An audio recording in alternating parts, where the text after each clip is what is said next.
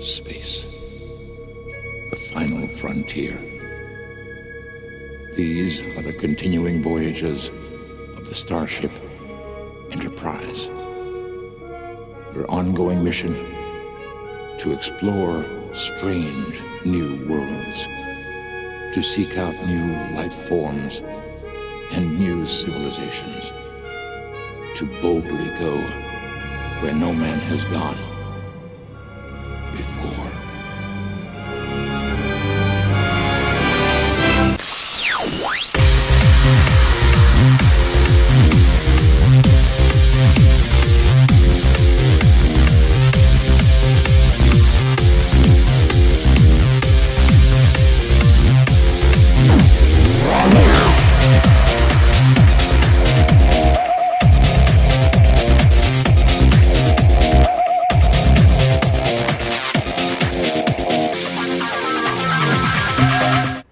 Everybody, welcome to GeekStorm. Wow. I'm Sean Hilton. That was like a wrestling promo. The owner of Comics Cube, the founder of the Kokomo Con, and I don't know what it is when you put on a scholarship, but Let me tell you something, brother. Comics Scholarship, Excelsior Scholarship. You can find out more about it at Comics Cube. You're just accomplished. So accomplished. Help put a senior who's going to college through college. Oh, that's nice. Help him out. Yeah. On my left-hand side is Michael Allen Harrison, whose credits consist of getting out of bed this morning. I did. Thanks for joining us, Mike. Oof. Man, it was a big week in geekery and other sundries related to the geek community. Right, a sundries is not a word, but you're absolutely right. Now, I think it's time to get down to the most important thing that happened this week. What is it? Because we don't have a lot of time, Oh, no. and we should get right to it. So, all you do is wasting time by introducing a little bit of music geek news, which I know you always like. Oh, great. The two boys from Philadelphia, Blue Eyed Soul, I have no idea Daryl Hall and John Oates, Sure. have sent a cease and desist letter to stop. To you? You have it? Well, I had it somewhere. To stop talking about them right now? All right, bitch, girl. What is it? They have sent a cease and desist to Early Birds Food and Company. Not them again. For putting out an oatmeal labeled as Haulin' Oats, Haulin. Can't do it. So, well, it turns out that seeing Daryl Hall and John Oates last year bought the rights to the name Haulin' Oats and own a portion of a cereal company producing another product called Haulin' Oats. Yes, they can. Well, but did they spell it differently? No. They just spelled it Hall and Oats. Haulin. Hollin? As in you are hauling a car, and oats. Haulin' Oats. Did the one that they purchased? Yes. It was the same as that? They went in 2014 and bought the Haulin' Oats name because they were getting into the oatmeal business. So neither one of these products, theirs or the other companies, is spelled like their names. No. It's the fact it could have been Haulin. It could have been G.I. Joe cereal. I own that, and you're making it too, and I don't want you to make it. That is correct. Okay, gotcha. Exact same name for the exact same product. Well, they certainly have besides just being, these cereal wars are getting out of hand. A crappy thing to do to the Philadelphia brothers there. On top of that, to get a 3-pack of this oatmeal from the company that's been hit with the cease and desist, $27 for three packs of oatmeal. Now, unless this oatmeal cures, I don't know, one of the top 5 diseases in the world, pick your 5. I don't care what it is. That's $9. That's the real crime. That's right almost there. $9 a piece. You know what? Wilford Brimley, you need to get involved. I'm not sure he's still alive. He might be. Wilford Brimley is still alive. Is he? Quit trying to kill off Wilford Brimley. Well, Jerry Lewis is still alive as well. If he eats that much oatmeal, he'll probably get the diabetes. So, that is our big news of the week. Daryl Hall, John Oates, cease and desist. Those music guys, man, they are out of control. Right, first Tom Petty. Out of control. Tom Petty, then I don't think Daryl he was out of control. He was just going to the bank. All right. So, well, there's a new one now, too, with a guy and a person and a song. Yeah. I have no clue what you're talking about. Okay, that Robin Thicke song that was popular last year? Blurred Lines. Okay, that song they're getting sued by the family of Marvin Gaye and Robin Thicke and Pharrell. And was it T.O.? Oh, he's a producer or something like that. He got over 700. They broke down what they sound very similar again. Oh, do they? Yeah. It's not a sample, but they do sound very, very similar. But you got okay. We're as a society, we're 150, 200, 300 years into music. Music itself. Copyrighted music is maybe 150 Thousands of years. No, I mean copyrighted music. Okay, so copyrights probably came around. I'm going to guess in the 1800s. Okay, so there can only be so many. There's only so many notes, okay, out there, and so many combinations of those notes. Sooner or later, somebody's going to start making some things that kind of sound like something else. And I think that's maybe what we're getting into, or they may be just ripping people off. I don't really know. Harrison Ford flew a plane for not very long, and then crashed a plane. Right. Now, did you hear the audio? I did not hear any audio. Oh, I did hear the audio. Did you hear the audio? Anybody hear the audio? Well, okay, the real audio was like professional numbers, engine failure, need to land, airport numbers. What I heard was Jacques, there's a snake on this plane. I hate snakes, Jacques. I hate them. That's what I heard. It's funny because I thought he was doing the what run is it?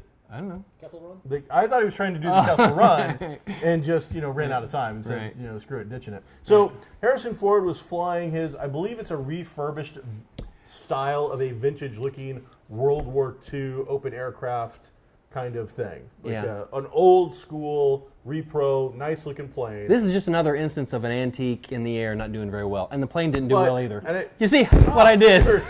I'm 2 for 2. Man, when is the telethon for MDA? Because you, my friend, you're replacing Jerry. I got a bunch of them. So he was flying, his plane. I'm gonna guess. I mean, he's got enough money. This wasn't some piece of shoddy crap. Oh no. Here's that he's flown this plane several times before, and had some engine trouble. Witnesses are saying that it looks like he purposely clipped some trees so that he could either A, slow down the plane itself, or B, and this was in something else recently, he was heading for houses.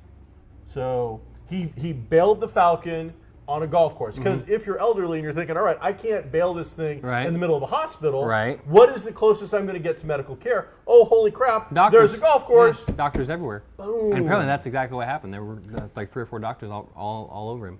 On call. He's crashed a helicopter before. And I don't know how or why that crashed. It wasn't.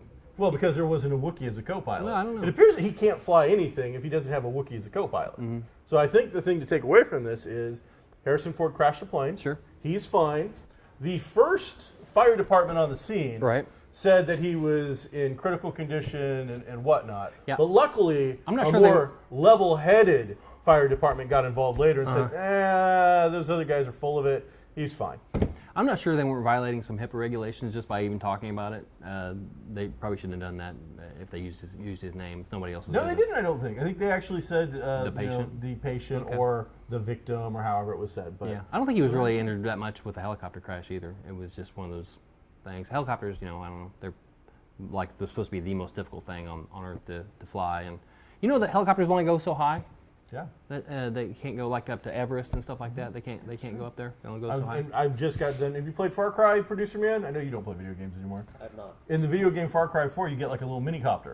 And one of the things they've done is, because you're in a Nepalish-like region, it only goes so high. So you're trying to get over these mountains, and it's like, and it does makes this horrible sound. You're exceeding limit, and then all of a sudden the plane. That's why so many people die on Mount Everest, because they can't get the helicopter up there. Nothing's getting up there. There's going to be no fast rescue. Well, do you know there's a restaurant at the summit? No, I did not know that. There is. I hear the food's great, but there's no atmosphere. It's 3 for 3. All right. You see, I came with material today, everybody. Strap in. We got another 24 minutes of this. Go ahead. Go ahead. I want to get the right name for the company. Put it out real quick. It is them. I set that up for like 5 minutes. You understand that? When I brought in the helicopter, that's when I started on that. I think it's Harmonix. Okay. Putting out Rock Band 4, going to be cross-platform. They hadn't put out a new Rock Band in several years now because they saturated the market, killed it, and I like the Rock Band.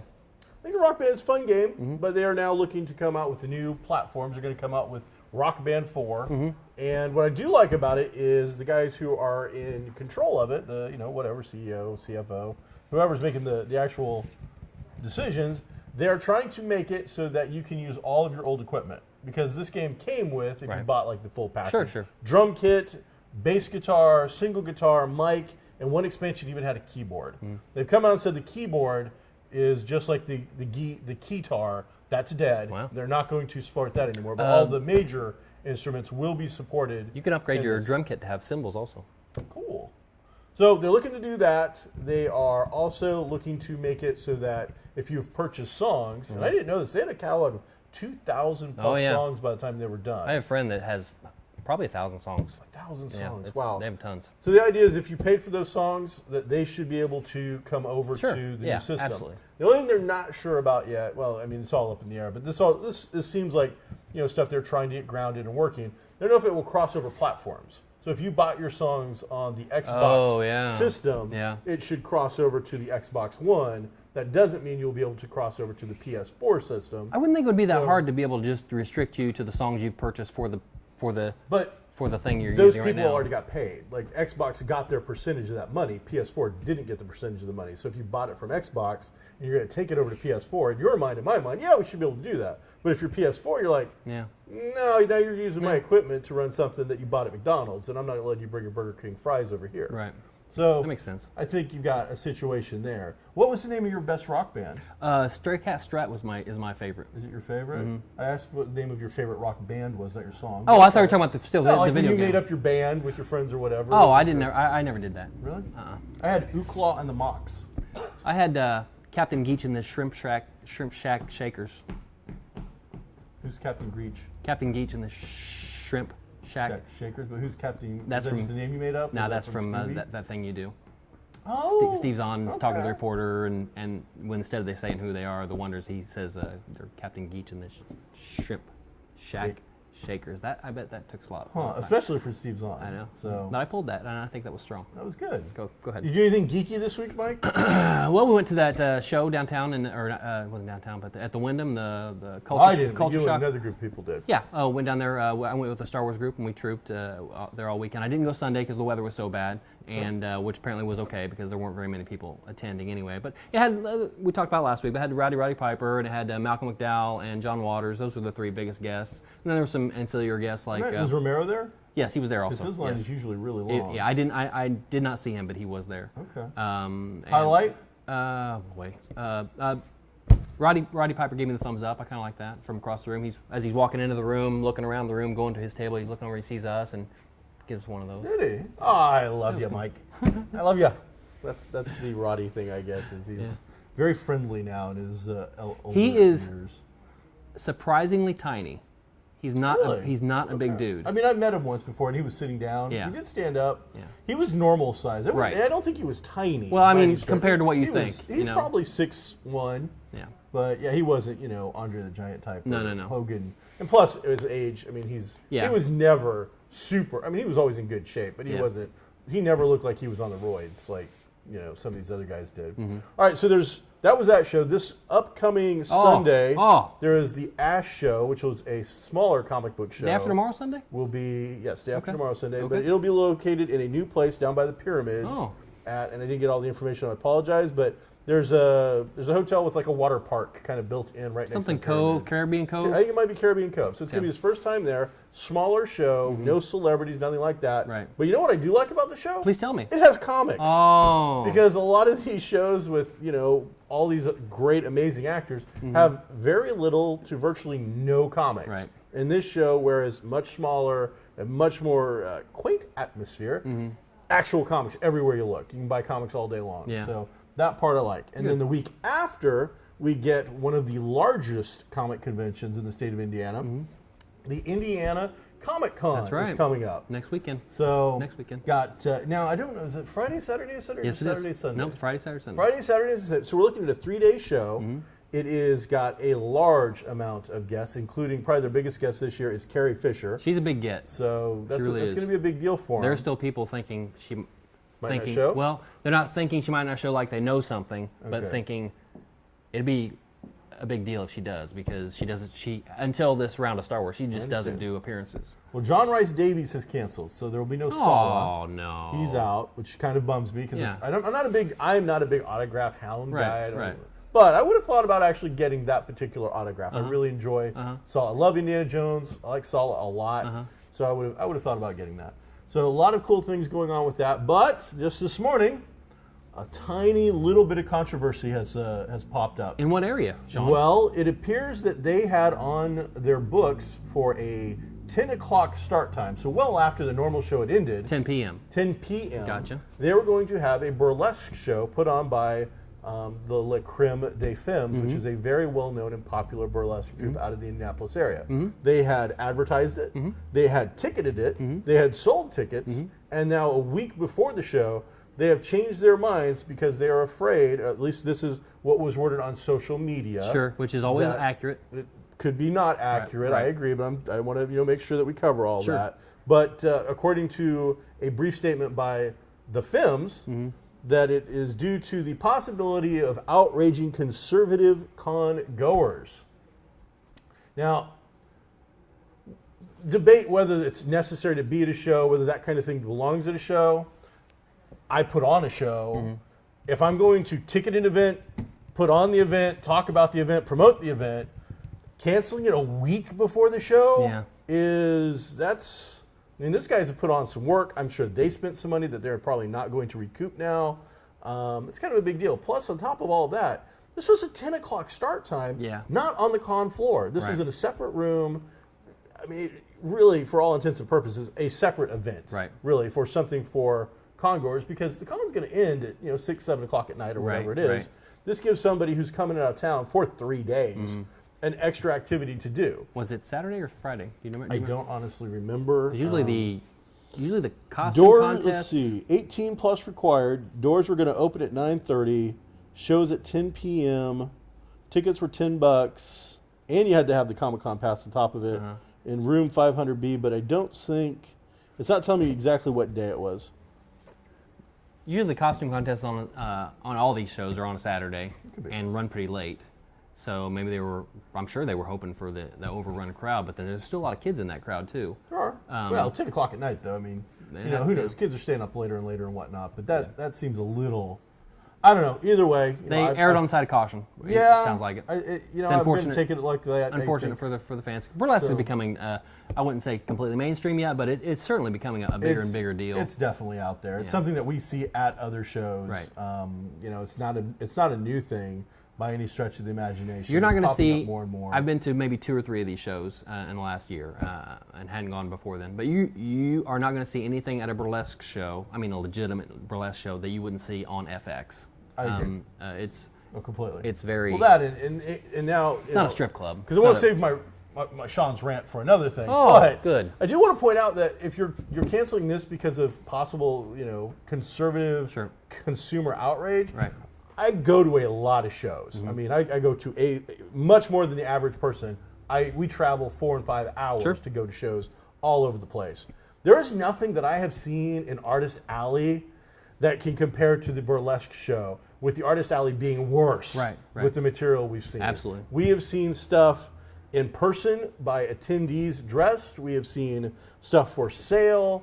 There is plenty of non-adult material. There's porn. Bootleg porn. Anime, and stuff. even some of the women in costume, or guys for that matter, but even some of the women in costume, are very scantily clad. It's not, it sounds to me like they got a complaint or some complaints and needed to act on it, and it wasn't their decision, sounds like anyway. But gotcha. Either way. This week in movies, Mike, we've got a couple of new movies coming out. What are they? Well, first off, before we even get to the new movies, we had the big trailer, which I'm sure we've all watched by now, the Avengers trailer. Any input on that? Any initial thoughts on what you saw in that trailer that you think might make this movie even more interesting and exciting than the last movie? I really liked it, but I wish they would stop feeding our need. We have a need to want and see more and more. I wish they'd stop feeding it, because we're seeing too much of the movie anymore. And everybody wants to see more things or different things in the second and the third trailer than they did in the previous trailers. But that's just showing more and more of the movie. Even at 2 minutes a pop or 3 minutes a pop, that's a tenth of the movie. Okay, you're showing me a tenth of the movie and for free, and I just don't. Not a tenth of the movie, but you know what I mean. I got you. Well, that, and I mean, anybody that can extrapolate from what you're seeing can put together good chunks of what you're about to see. I mean, there was rumors that maybe there was going to be a relationship starting between the Hulk and Black Widow, or David Banner or whatever. Sure. And in this, we clearly see them getting ready to have a big old smooch. Right. So I'm a person that I don't want to see spoilers. I actively avoid all the Star Wars spoilers, and when an official trailer comes out, I'll watch it, absolutely. Sure. But all the things plots revealed and whatnot, I want to stay away from it. And my wife's biggest complaint is when she walks out of a lot of the movies now, I'd already seen it. I saw all the good parts. Right. Now, I assume that with Joss Whedon Avengers production, that's not the case. But you're right. I think we stop. It's not that long until now the movies come out. We got what, 2 months? I don't know. Yeah, May 1st. Yeah, I think so. We're under 2 months at this point. So we're getting right there. This should hopefully be the last big trial. I'm sure we'll start seeing snippets and little things added here and there. You'll see another TV they commercial. They did show us a Vision shot at the very end that looked interesting. Yeah, it did. So I think that got a lot of our attention. You had a really cool line, and Black Widow with the shield looked kind of interesting and fun. So there were some things. They were throwing out a lot of stuff. So we'll see how it all goes. The Hulkbuster thing still, though, seems like the thing that's going to steal the scenes from the movie. Yeah, hopefully. I'm just, I know this is a big blockbuster actiony movie. I do want to. $1 billion box office. I hope there's just still plenty of character development, or still plenty of downtime stuff, as opposed to 1,000. I'm sure we're going to, because I mean the one scene that they kicked it all off was them sitting around. That was great. Having lunch. Who doesn't want to see that? Who doesn't? Everybody would want to see that. In the comics, that was always a big fun deal when they did stuff like that. So the new movies coming out this week. We've got at the top right now with the most theaters going to be playing it is Chappie. I got no desire to see that. Dev Patel. Dave Patel. I'm a big fan of his. I like his work. Love him in Newsroom. I enjoyed him in the first the Grand Exotic, Marigold, whatever the hell it was. So he's a guy that I like a lot. You've also got Hugh Jackman in this, and then you've got a robot. Now, they're all the pundits, I guess, the people out there talking and critiquing are saying this is going to be the movie. This is going to be the big money maker, and it is going legitimately into the most theaters. But I'm not going to pick it as the #1 movie of this week. I think there's got a lot of things going against it. I think, one, I'm cold, Mike. This is not a movie that makes me go, you know what, that'll make me feel warm and happy inside.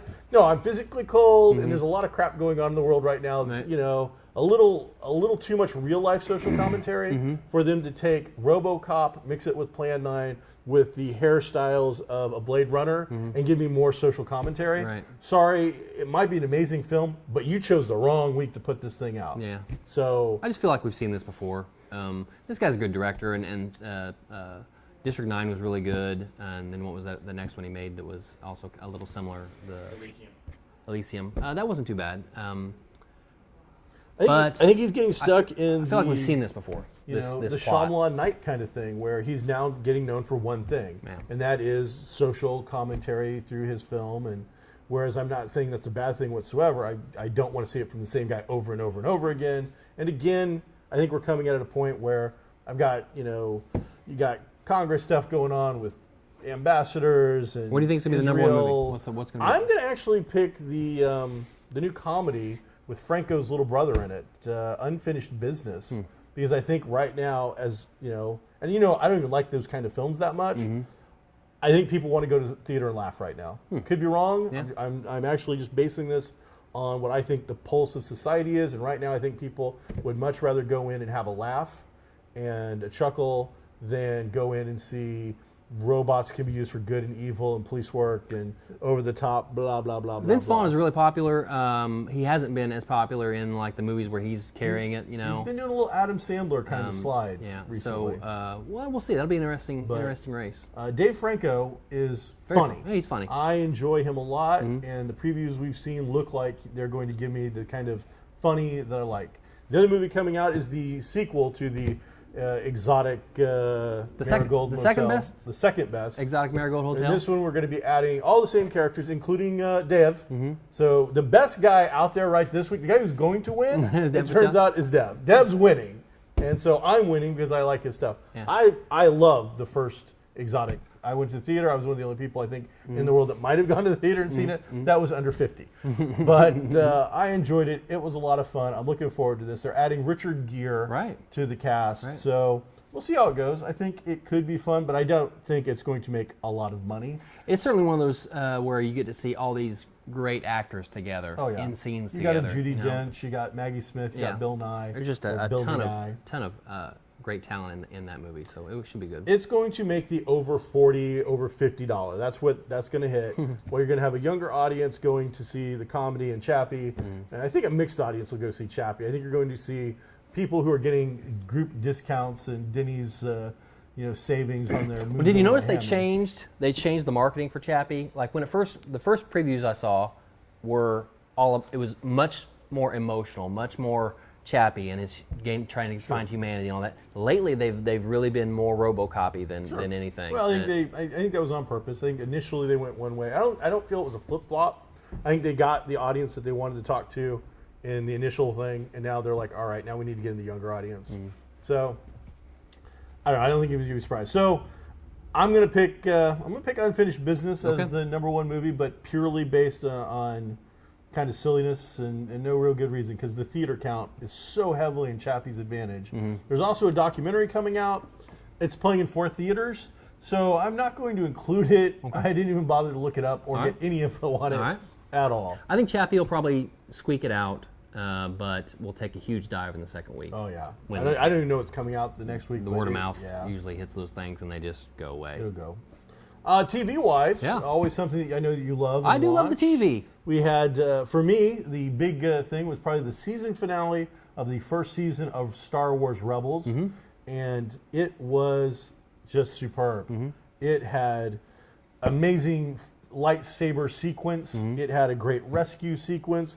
It had a death sequence, but it's a cartoon, so who knows whether that's really dead or not. We saw the return of Vader, all decked out Vader-like, and then spoiler amongst spoilers, at the very end, we get Ahsoka back from the Clone Wars, aged up 15 years, and she appears to be like a central leader of the Rebel core itself. And so we got to see the return of a very much beloved character who started off as an annoying pipsqueak, and then over the course of 6 seasons became kind of a character that grew with us and changed our perspective. She went from being almost a Jar Jar-like character to being more of a Leia-like character that we really wanted to root for. And seeing her pop up in that last scene, I mean, for me, that made pretty much the whole season worthwhile. This was a season that had the return of Lando Calrissian, original voice acting. We had the return of Frank Oz, original voice acting. The droids. So and then to have that just really and apparently even though she was only at the end there, apparently she's going to be a returning character because they cast Sarah Michelle Gellar as the voice of Ahsoka. So did they? Is that who she's playing? Yeah. I didn't know. I knew that they cast Sarah Michelle Gellar, but I didn't know that she was taking over the voice of Ahsoka. I don't know if I like that actually. That's what I read. That kind of bugs me. I'm 92% sure. I don't know why you wouldn't keep using the original voice. I don't know. Maybe she's. I mean, she's absolutely. I don't know. Voice. I mean, Michelle's got a little bit of star power, I guess, and her husband is, the Kanan. Other main star, Kanan or Kanan. So I get that, but that actress has been with that voice for at least 5 seasons. I don't know that Ahsoka even popped up in the Netflix aborted last season. I don't think she did, but. You have an actress who's put plenty of time into it. I don't understand why you would go in that direction. Not sure. So let's most up, but we're running out of time. So Mike, you got anything you want to bring up? That's it. I had 3 jokes loaded up, and I fired them away, got them all and I'm happy. I'm satisfied. So my rant for the week. Best episode ever. Hero, Big Hero 6. Big Hero 6. Love the show. Great movie. It was a lot of fun. Cool. It is worth seeing. Thanks for coming, everybody. Now my rant is heavily spoiler. Oh. Big spoilers. Well, it's been out for close to a year. I think so. So, one, this thing ended up winning an Academy Award, whereas the Lego Movie did not get nominated. Right. Horse crap. That was again, the Academy every year proves to me that they're inept. Because there's no way that Big Hero 6 was a superior film to the Lego Movie. But regardless of all of that, if you check your brain or your heart at the door and you just use your brain to watch the movie don't make no sense. No. Mike, it doesn't make any sense. Okay. The whole thing is about a little kid named Hero who loves robot fighting. He does. And then his brother, his elder brother, the wisdom in his life, he gets him to go and he takes him to nerd school. This is what they call it. This isn't me calling it that. Where he sees amazing wonders and it changes his view. And now all he wants to do is get into nerd school. No matter what, I got to get into school. Right. All right. So to get into school, you have to win a science fair. Sure. He creates the most amazing robotic thing ever, which you've already seen in all the previews. Right. Then there's an explosion and a fire, and his brother dies, and so does the mentor and leader of the school. Correct. Who later is revealed to be the big bad and is doing all this stuff. Right. Except, in the logical world, why did he bother to do any of it? This kid wants to go to this school. To get into the school, he had to create this project, which then would have become the property, or at least worked with the guy who ran the school. Right. The guy fakes his death, blows up a building, and kills a person so he can get this robot thing that this kid invented, which he would have wound up with no matter what. Yeah. Without killing anybody, without any explosions, without anybody dying, he was going to get it, and he didn't have to fake his own death. You know what? Faking your own death, that's a pain in the ass to have to work around. But what you're describing is only like a 30-minute movie, and they needed I agree that, whereas, but then the thing is, it just doesn't make any sense. The kid would have given it to him. If he'd come out and said, hey, if he just told the truth, this is what happened, I think we could use this to do some real good, that kid would have been on board and over. And nobody has to die. Yeah. And so when you look at Big Hero 6 and you just break it down into logic, it doesn't work on the level of what the show is actually all about or what it becomes about. Now, again, that wouldn't have been a fun show, but it doesn't make any sense. And it just I loved it. And then afterwards, I'm like, wait a second. That's stupid. Speaking of which, there are talks going on at the Academy about changing back to a 5-movie Best Picture I hope they category. do. I really, really hope they do. Well, everybody, that's our show for the day. We didn't tell you about this amazing game that's going to be at Comics Cube for a demo coming up. We didn't tell you about the comic of the week written by Paul Allor of Kokomo. What? He is doing Mutanimals #1, and we didn't talk to you about all the kinds of stuff, but hey, hit us up next time, and we'll talk to you about more stuff. I won't be here next week. Okay. It's going to be a better episode. Sean Hilton, Comics Cube. Mike Harrison, not going to be here next week. Accurate. Catch us next time. Be groovy. Take care.